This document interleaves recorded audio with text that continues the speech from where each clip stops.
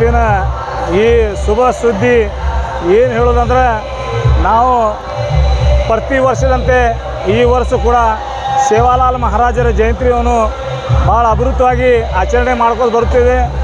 ನಾವು ಬಂಜಾರ ಸಮಾಜದ ಎಲ್ಲ ಬಿಜಾಪುರದ ಎಲ್ಲ ನಮ್ಮ ಯುವಕ ಮಂಡಳಿ ಹಾಗೂ ಎಲ್ಲ ನಮ್ಮ ಬಂಜಾರ ಸಮಾಜದ ಎಲ್ಲ ಗುರು ಹಿರಿಯರು ಎಲ್ಲ ಕೂಡಿ ಈ ಆಚರಣೆಯನ್ನು ವರ್ಷ ನಾವು ಮಾಡ್ತೀವಿ.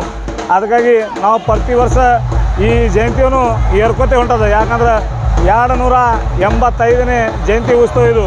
ಸೇವಾಲಾಲ್ ಮಹಾರಾಜರು ಒಂದು ಇತಿಹಾಸಿಕ ಒಂದು ಪುರುಷರು. ಯಾಕಂದ್ರೆ ಅವರು ಯಾವುದೇ ರೀತಿಯಾಗಿ ಜಾತಿ ಭೇದ ಮಾಡಿಲ್ಲ. ಬಸವೇಶ್ವರ ಮಹಾರಾಜ್ ಯಾವ ರೀತಿ ತತ್ವ ಇತ್ತು ಅದೇ ರೀತಿಯಾಗಿ ಮುಂದಿನ ಏನೇನು ನುಡಿಗಳದಾವ ಅವು ಹೇಳಿ ನಮ್ಮ ಸಮಾಜದಲ್ಲಿ ಒಂದು ಕ್ರಾಂತಿಕಾರಿ ಆಗಿ ಹೋಗಿದ್ದಾರೆ. ಅದಕ್ಕಾಗಿ ಬಂಜಾರ ಸಮಾಜದ ಕುಲಗುರು ಸೇವಾಲಾಲ್ ಮಹಾರಾಜರಂಥ ಸಂತು ಈ ನಾವೊಮ್ಮೆ ಹುಟ್ಟಬೇಕು. ಈ ಬಂಜಾರ ಸಮಾಜದಲ್ಲಿ ಆಶೀರ್ವಾದ ಮಾಡುವಂಥ ಆಗಬೇಕು. ಅದೇ ರೀತಿ ನಾವು ಕೂಡ ಬಂಜಾರ ಸಮಾಜ ಎಲ್ಲ ಗುರು ಹಿರಿಯರು ಕೂಡಿ ಏನು ಆಚರಣೆ ಮಾಡ್ತೀವಿ, ಎಲ್ಲ ತಾಣದಲ್ಲಿ ಯಾವುದೇ ಧೂಮಪಾನ ಮಾಡಲಾರ್ದೆ ಯಾವುದೇ ಅನಿಯುಕ್ತ ಘಟನೆ ಆಗಲಾರ್ದನ್ನ ನೋಡ್ಕೋಬೇಕು. ಹಾಗೂ ತಾಣದಲ್ಲಿ ಸುಸಂತೋಷದಿಂದ ಮಾಡಬೇಕು ಅಂತ ನಾನು ಒಂದು ಮನವಿಯನ್ನು ಮಾಡ್ತೀನಿ. ಸೇವಾಲಾಲ್ ಮಹಾರಾಜರ ನಾವೇನು ಆದೇಶ ಐತಿ ಅದು ಪಾಲಿಸ್ಕೋಬೇಕು. ಮೊದಲು ಸೇವಾಲಾಲ್ ಮಹಾರಾಜರಿಗೆ ನಾವು ಪೂಜಿಸ್ತೀವಿ. ಅದೇ ರೀತಿಯಾಗಿ ನಾವು ಅಂಬೇಡ್ಕರ್ ಬಾಬಾ ಸಾಹೇಬ್ ಡಾಕ್ಟರ್ ಅಂಬೇಡ್ಕರ್ ಅವರಿಗೂ ಕೂಡ ನಾವು ಪೂಜಿಸ್ತೀವಿ. ಯಾಕಂದ್ರೆ ಅವರು ಕರ್ನಾಟಕದಲ್ಲಿ ಒಂದು KT ರಾಠೋಡ್ ಇವೆಲ್ಲ ಒಂದು ಮಹಾಂತ ಒಂದು ಅವ್ರ ಇತಿಹಾಸ ನಂಬರಿದೆ.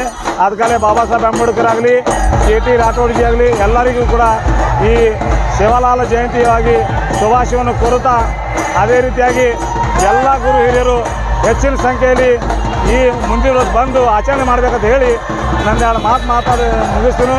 ಜೈ ಹಿಂದ್, ಜೈ ಸೇವಾಲಾಲ್. ನಾನು ಗೋಪಾಲ್ ಮಹಾರಾಜರು, ತೋರ್ವಿ ತಾಂಡ, ನಂದಲಾಲ್ ಪೀಠ್. ಜೈ ಸೇವಾಲಾಲ್, ಜೈ ಸೇವಾಲಾಲ್.